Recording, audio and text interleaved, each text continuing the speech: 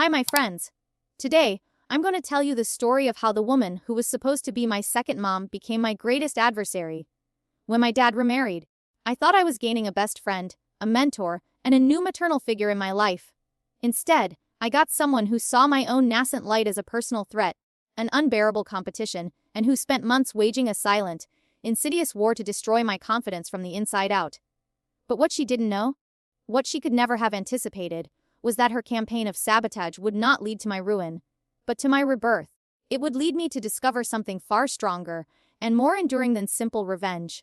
So guys, please show your support by liking the video and subscribing to the channel. Let's begin. I was 15 years old when my dad married Veronica, and for a brief, shimmering moment, I thought I'd hit the jackpot of blended families. She was a whirlwind of everything my own quiet, reserved mother was not young, impeccably stylish, and almost desperately eager to be my friend. She swept into my life and immediately began a campaign of transformation. She took me shopping for clothes that weren't from the clearance rack at a department store, patiently guided me through the arcane mysteries of makeup tutorials online, and even, through some miracle of persuasion, talked my dad into letting me dye my hair a vibrant auburn, the same shade as hers. "We're gonna be the best of friends, you and I," she'd say, squeezing my hand with a conspiratorial warmth as we sat side by side getting our nails done in matching shades of crimson. For the first 6 months, our life together felt like a perfect, sun-drenched montage from a feel-good movie. Then, I started to receive attention at school, small sparks of recognition for my own talents, and the perfect facade began to crack. The first red flag, a tiny, almost unnoticeable signal of the darkness to come, appeared during a parent-teacher night. My English teacher, Mr. Halprin, a man known for his rigorous standards and sparse praise, was genuinely impressed with an essay I had written on the concepts of fairness and justice. "Dahlia has such a thoughtful, nuanced perspective," he said, his eyes bright with intellectual respect. "Her writing shows real, profound insight beyond her years." I lit up, a warm glow of pride spreading through my chest, and I turned to Veronica, eagerly waiting for her to share in my moment. But she just cut him off, her voice flat and dismissive. "She gets that from her dad," she said, without a hint of a smile. "I've been helping her a lot with her sentence structure." This was a complete fabrication, but I was so stunned. I just stayed quiet. The next time was at my dad's annual work barbecue. His business partner, Leo, a kind man who had known me since I was a little girl, was asking about my ambitious college plans. Just as I started to talk about my dream of attending a performing arts school, Veronica suddenly stepped in, wrapping her arm around my shoulders with a grip that felt more like ownership than affection.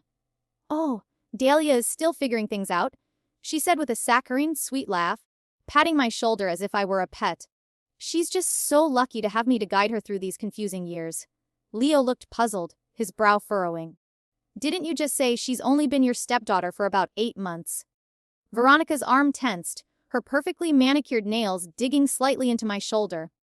"Time doesn't matter," she said, her voice a little too sharp, "when you have natural motherly instincts." Things took a much darker turn when I, against all odds, landed the lead role in our school's spring musical. I'd been a dedicated member of the choir for years, but this was my first major solo role. The culmination of years of quiet practice and passion. My dad was ecstatic, bursting with a pride that felt like sunshine. He even started talking about inviting his entire office to the opening night performance. Veronica, however, was not thrilled. "Are you absolutely sure you're ready for that kind of pressure, honey?" she asked at dinner that night, her fork poised over her plate. "Stage fright can be utterly humiliating. I've seen it destroy people. I'll be fine," I told her, my confidence unwavering. "Mrs. Hartley, the drama teacher, says I've got real potential. She probably tells all her students that." Veronica muttered under her breath, stabbing viciously at her steak. "It's important to be realistic." Then, she began a subtle but effective campaign of sabotage. She started scheduling urgent and unavoidable dentist visits for me during my rehearsal times. Last-minute, family dinners with relatives I'd never met before would suddenly pop up on nights I had crucial choreography practice. When I complained, she would just sigh with an air of profound maternal exhaustion. "I'm just trying to keep you from embarrassing yourself, honey. It comes from a place of love."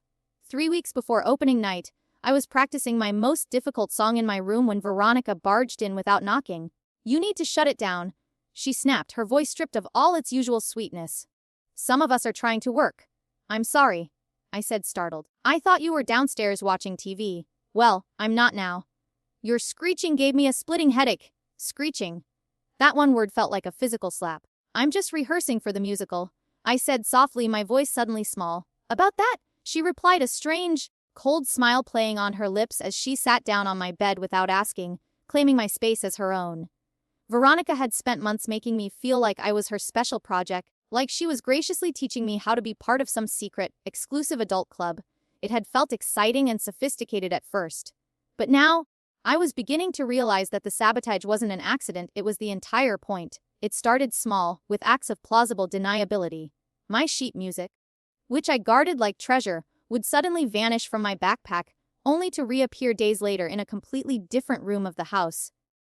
My costume fittings were mysteriously moved to different times without anyone telling me, causing me to miss them and fall behind schedule. When I would vent my frustration to my dad, Veronica would always feign surprise and concern. "Oh, that's so odd," she'd say, her brow furrowed with a performance of deep sympathy. "Maybe you just need to be a little more organized, sweetie. High school can get so overwhelming." She was a master at making it sound like I was just being a forgetful, scattered teenager. After a while, her gaslighting started to work. I started to believe her. Maybe I was being careless. Maybe I was just imagining things. But then I noticed a chilling pattern. All of these accidents and miscommunications happened on days when Veronica was home alone after I'd left for school. She had a master key to every single room in the house. My dad had given it to her when they first got married, a gesture of trust. She should feel welcome everywhere, he had said. I started finding undeniable signs that she'd been in my room while I was gone. The books on my desk were slightly shifted.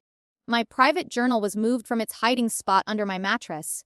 The clothes in my drawers were neatly rearranged, but in ways that felt subtly, intentionally wrong. She was sending a message no space was truly mine, nothing was safe from her. She never said anything directly cruel to my face. Instead, her attacks came in the form of subtle, disguised jabs, compliments that were actually carefully crafted insults. "That dress is absolutely adorable on you," she'd say, while physically adjusting the neckline with a critical eye, "though it does draw a bit of attention to your hips. Maybe something a bit more flattering around the middle would be better." Or, "Your hair looks so much nicer when it's straight. The curls are just a bit wild. Not everyone really gets that artsy vibe, you know?" She was a professional at giving compliments that were designed to make me feel worse about myself. I would leave our conversations feeling a vague sense of unease, wondering if there was something fundamentally wrong with me that I couldn't see. She'd say things like, "You're so incredibly smart, Dahlia, but sometimes you just miss the social cues. People don't always understand your particular type of intelligence." Or, after I'd finished practicing a difficult song, she'd smile and say, "What a sweet voice. Very earnest. Not everyone can carry a tune, so that's something, right?" That word, earnest, hurt every single time. It was a verbal pat on the head, designed to make me sound like a hard and amateur instead of someone with real, developing skill. Then she started to meticulously dismantle my friendships. She would interrogate me about every single conversation I had with my friends. One day, she said, with a look of deep, feigned concern, "Your friend B seemed a little jealous when you told her you got the lead role. You know, sometimes people don't handle their friends' success very well. Maybe you should be careful about what you share with her." She planted these seeds of doubt so smoothly, so expertly, that I didn't even realize they were growing into weeds until it was too late. She would manufacture fake family emergencies moments before I was supposed to leave for big social plans, a party, a movie night, a sleepover. Then, when I was visibly upset about having to cancel yet again, she would comfort me like a caring, devoted parent. "I'm sure they'll understand that family has to come first," she'd say, rubbing my shoulders with a proprietary air. "If they're your real friends, they'll support your priorities." But my friends, understandably, started to drift away. They didn't understand the constant, last-minute cancellations or why I seemed so distant and different. And I didn't know how to explain it to them, because I was still trying to understand why this woman, who claimed to love me, seemed to be actively rooting against my happiness. One afternoon, I made the mistake of telling her that I was thinking about applying to Lionheart School of the Arts, a prestigious and highly competitive performing arts college. A big, audacious dream of mine, she laughed. Not a warm, gentle laugh, but a cold, mocking, and utterly dismissive one. "Lionheart? Oh, sweetheart, let's be realistic. You should focus on something you can actually achieve. A community college might have a nice teaching certificate program. That's much more practical for someone with your limitations. I froze, the word hanging in the air between us like a physical blow. What limitations? I asked, my voice barely a whisper, even though I wasn't sure I wanted to hear the answer. Well, she said, her tone now syrupy and cruel, a velvet glove over an iron fist. You're talented for someone from a small town, but these real art schools, they're looking for students who have been training with the best coaches since they were 5 years old. Students with natural, God-given gifts. The kind of raw talent that simply can't be taught. Every single word felt like a small sharp blade, methodically slicing into the fragile confidence I had worked so hard to build over the years. Give me back my journal, I said, my voice shaking with a rage that surprised me. I could see it in her hands, open to a recent entry. She flipped through the pages slowly, deliberately, as if she were savoring every private, vulnerable thought. I think your father should read this, she said, her voice dropping to a low, vicious whisper. Especially the parts where you write about feeling like an outsider, in this house, or this lovely section here, where you wonder whether I actually love you or just fake it for him. My stomach dropped. I remembered writing those exact words months ago, in a moment of deep confusion and loneliness. I wrote that before we got close, I said desperately, a pathetic attempt to reason with her. She tilted her head, a cruel, predatory smirk on her face. Did we get close, Dahlia? She asked, her voice dripping with mock sincerity. Or did I just get better at managing you? And just like that, the mask was gone. The cool, fun stepmom who once painted my nails and called me her me had vanished. In her place stood someone cold, calculating, and utterly terrifying. I know what you're doing, I said quietly. Oh, she replied, her voice full of that fake, cloying sweetness. And what exactly am I doing? You're jealous of me. The slap came so fast, so unexpectedly, that I didn't even see it coming. My face stung with a white, hot pain. I stared at her, stunned into silence. She looked just like the mean girls at school, a twisted, venomous expression on her face. Except she wasn't a classmate. She was supposed to be the adult in the room, the one who was supposed to make me feel safe. Don't you ever accuse me of being jealous of a child, she hissed, her face contorted with a rage that was shocking in its intensity. But her violent outburst, her loss of control, had told me everything I needed to know. You are jealous? I whispered, my hand gently touching my burning cheek. You hate that Dad loves me. You hate that I might actually be good at something. You hate that other people notice me. Her hand went up again, as if to strike me a second time, but this time she stopped herself, her eyes darting nervously towards the door. You know nothing about adult relationships, she spat, her voice a low, venomous hiss. Nothing about what it takes to keep a marriage alive. You are a selfish, spoiled little girl who thinks the entire world revolves around her. No, I said, feeling something new and powerful shift deep inside of me, a hardening of my own resolve. I'm a daughter who thought she was gaining a mom. But you never wanted to be my stepmother, did you?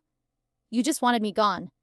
That night, consumed by a mixture of fear, anger, and a profound sense of isolation, I did something I hadn't done in months.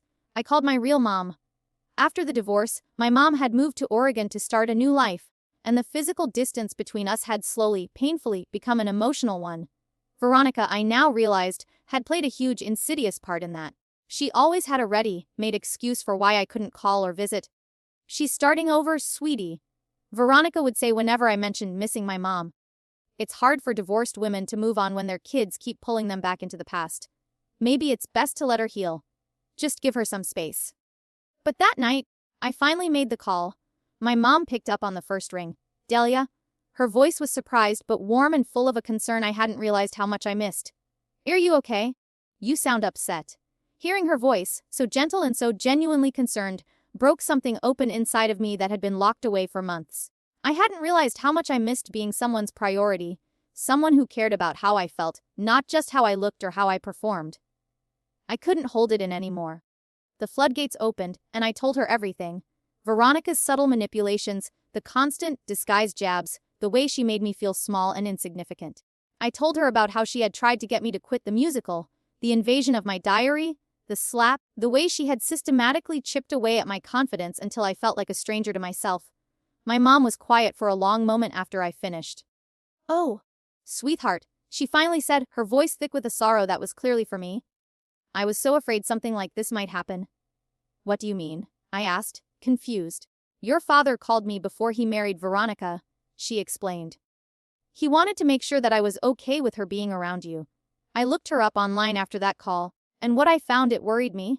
Like what? I pressed. She was fired from her last job, my mom said, her voice low, at a high school.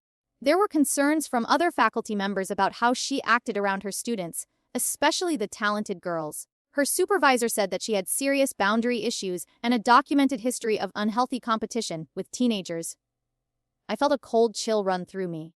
And her social media, my mom paused. It was full of these strange, bitter posts. Things like, teenage girls today are so spoiled and entitled. Someone needs to humble them. Stuff like that. My stomach turned. Why didn't you tell Dad? I asked, my voice pleading. I tried. Honey, she said gently. But he was so happy, so in love. I didn't want to sound like the bitter ex-wife. She was young, she was beautiful, and she seemed to absolutely adore him. I hoped that maybe I was just being paranoid. What else did you find? She used to be a drama teacher, Mom said. But she was let go after multiple parents complained that she would deliberately put down her most talented students and favor the girls who were less skilled but easier to control. Why would she do that? I asked, though I already knew the answer. Because she needed to be the center of everything, my mom said, her voice filled with a sad understanding. She couldn't stand being outshone. Talented, confident girls made her feel threatened. My heart sank. This wasn't just about me. Veronica had a clear, established pattern. There was also a lawsuit, Mom added, her voice even quieter now. From another school district, a girl claimed that Veronica had given her the wrong scholarship application deadlines on purpose. She missed out on some major, life-changing opportunities. The case was settled out of court, but there's a public record of the complaint. I didn't know what to say. This wasn't just one person being cruel and petty. This was a whole, horrifying history of it, over and over again. And now, she was doing it to me. Why didn't you try harder to tell Dad? I asked again, a note of desperation in my voice. Mom sighed, a sound heavy with regret. Because I was afraid that he would think I was just trying to ruin his new happiness. I was afraid he'd accuse me of being jealous. And honestly, Delia, I hoped with all my heart that I was wrong. I thought that maybe, just maybe, she'd treat you better because you were his daughter. What do I do now? I whispered. You start documenting everything, she said, her voice suddenly firm and clear. And you call me if things get to any worse. I can be on a plane and there in 8 hours. Do not let her cut you off from the people who care about you. That's how people like her win. For the first time in months, I felt like I wasn't alone. I felt like I had someone in my corner. So, I started keeping records. I began to secretly record Veronica's comments on my phone whenever she would corner me alone. I took photos of my mysteriously vanished sheet music when it would reappear in odd places, like the back of the linen closet. I took screenshots of the text messages confirming appointments that she had mysteriously rescheduled without my knowledge.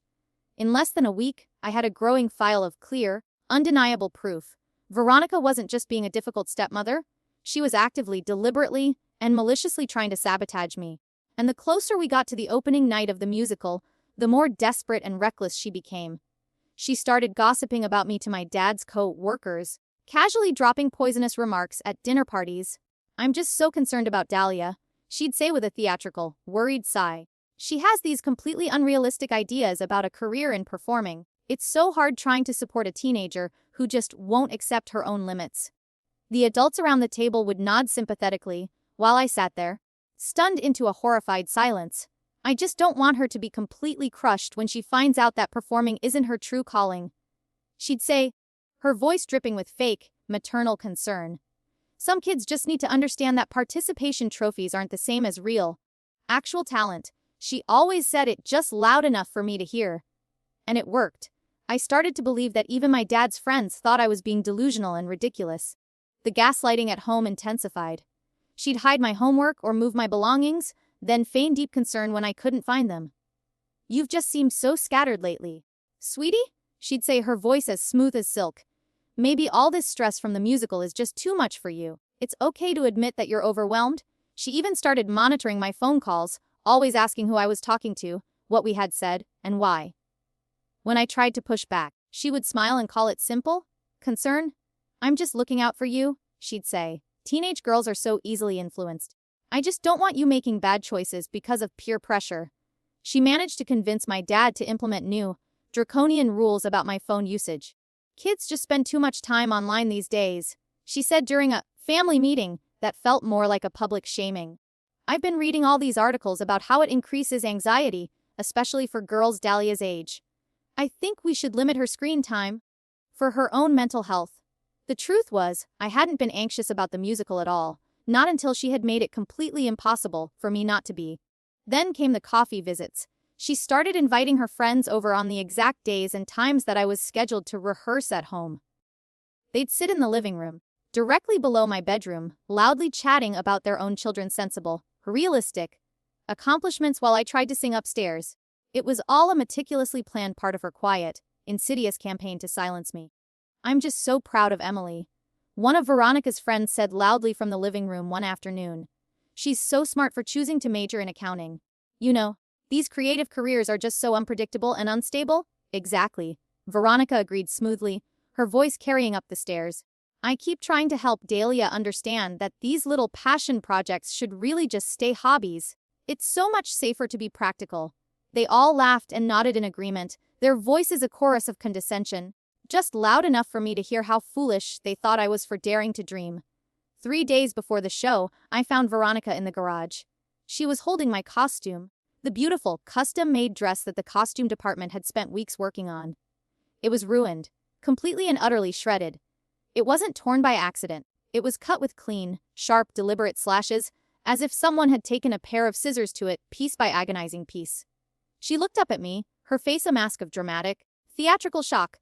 "Oh, Nelia, I was just trying to steam it for you and the steamer must have malfunctioned. I am so sorry." "Honey." The steamer in question was unplugged and sitting neatly on a shelf on the other side of the room. "And steam doesn't make clean, sharp cuts like that. You did this on purpose," I said, my voice quiet but as steady as a rock. It was the first time I had a piece of undeniable, physical proof. "That is a very, very serious accusation, Dahlia," she replied calmly, but her eyes were as hard and cold as stones. "I think you're just under a lot of pressure. Maybe this is a sign from the universe that you should step down. Sometimes the universe gives us these little warnings." "I'll wear something else," I said, refusing to let her see me break, refusing to let her win. "With 3 days' notice," she scoffed. "Be realistic. The other girls have been practicing for weeks.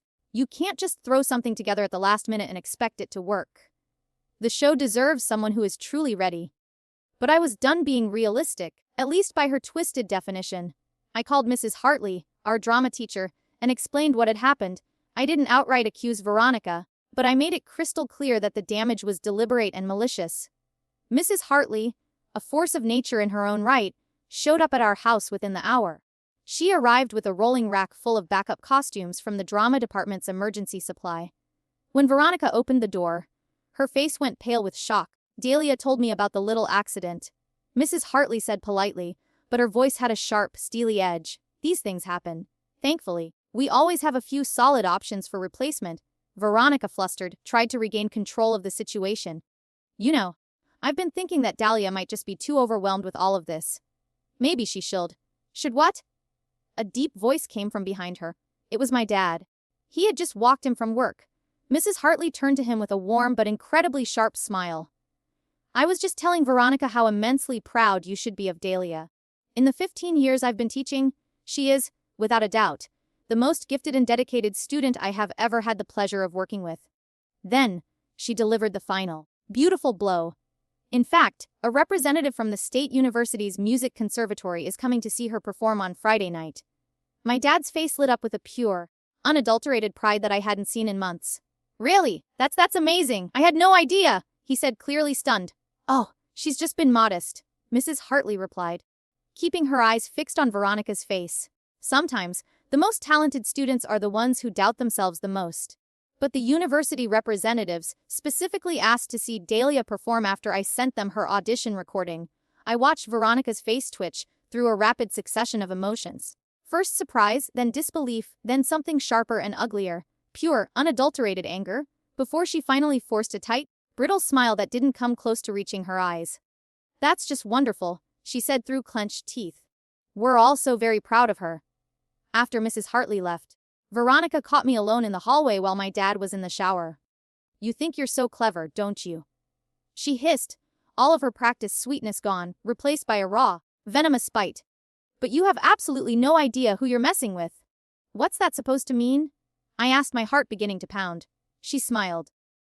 But it was the kind of smile that chilled you to the bone, the kind of smile that made you realize you were in the presence of someone truly dangerous. Opening night is in 3 days, she whispered, her voice a low menacing purr. A lot can happen in 3 days. Little accidents. Food poisoning.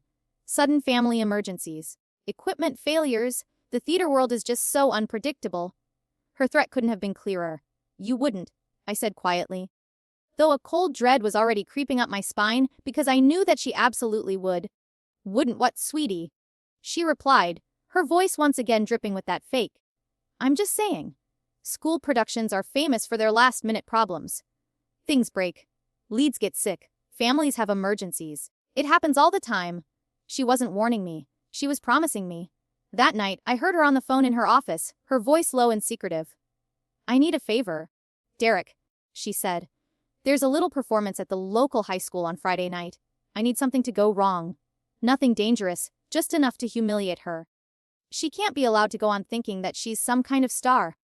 My heart started pounding so hard I could feel it in my ears. I pressed my ear to the door, straining to catch every single word. I don't care what it costs, she went on. Mess with the lights, the sound system, cause a significant delay. Anything you can think of to force them to cancel or restart. I need this stopped. Derek, her sleazy brother who worked in tech, the one who always gave me the creeps at family dinners, was clearly her accomplice. This has to end before she gets even more ideas about herself. Veronica said, her voice filled with a desperate, venomous urgency. I didn't wait to hear any more. I grabbed my phone and called my mom, whispering so quietly I could barely hear myself. After I told her everything, she didn't even hesitate. This has gone far beyond emotional abuse, Dahlia, she said, her voice firm and clear. She is now planning actual criminal sabotage. We need to involve your father tonight. But what if Dad doesn't believe me? I asked, my heart racing with a mixture of fear and adrenaline. Then I am getting in my car and driving down there tonight, my mom said, her voice like steel. And we are going to have a family meeting that he will never, ever forget. But first, you need to get that recording into the right hands. A part of me, the part of me that was so tired of being silenced, wanted to take control. To flip her own twisted game against her. So, I made a plan of my own. The next morning at breakfast, I made sure to speak loudly and clearly. You know, I've been thinking about the musical, I said, glancing over at Veronica. And maybe you're right. Maybe I'm not really ready for all this pressure. What if I mess up in front of everyone? I'm thinking about dropping out. Her face lit up with an expression of pure, unadulterated victory. Oh, sweetie? That's a very mature decision, she said, her voice dripping with fake sympathy. There will be other opportunities, when you're older and more prepared. I nodded, playing my part. Could you call Mrs. Hartley for me?